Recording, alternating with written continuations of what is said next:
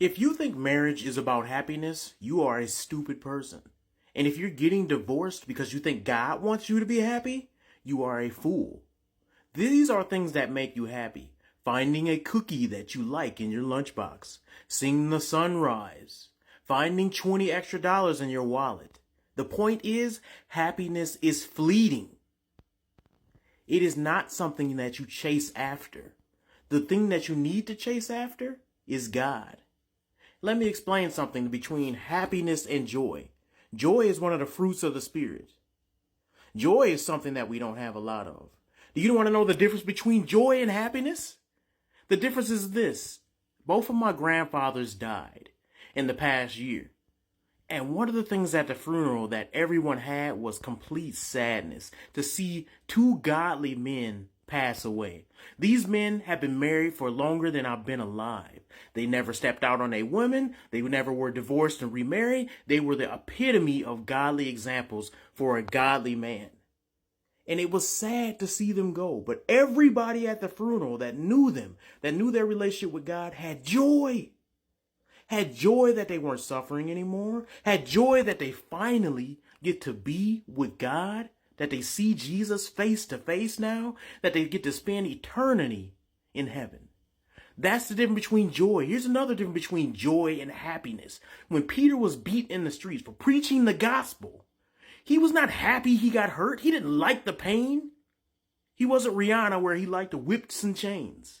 He actually was joyful that he counted himself worthy to be abused for the sake of God and spreading the gospel. Here's a problem in marriages nowadays.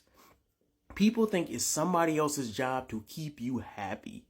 A fleeting feeling that leaves every second. It's no one's job to sustain that. It's impossible to keep that up. It's impossible to be happy every second of the day. It's impossible for somebody else to keep you happy. You can't even keep yourself happy.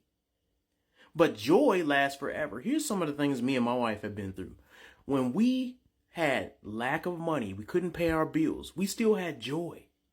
Because we knew God was going to bring us through this the same way he brought us through everything else. And the joy of knowing that you got to go through your struggles with somebody else who believes in the same God and is encouraging you in your downtimes while you encourage them in their downtimes, that brings you joy. To know, man, I'm not going through this stuff alone. And if you think, I just want to be happy. I hear a lot of women say this, sadly to say, y'all. I hear a lot of women say this in their marriage. I just want to be happy. God wouldn't put me in a marriage where I'm not happy. Yes, he would. One of the attributes of God is long suffering. Don't believe the world's lie. Here's the way that you can achieve joy, though, by pursuing your purpose in God.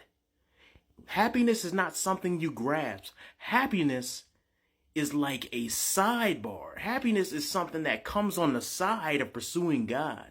It can only come on the side. It's not nothing you pursue. It's like getting in shape. You can say, I'm trying to get in shape, but really what you need is exercise and diet. And a cause of exercise and diet is you getting in shape. That's pretty much all I can say about this foolishness about I need to be happy.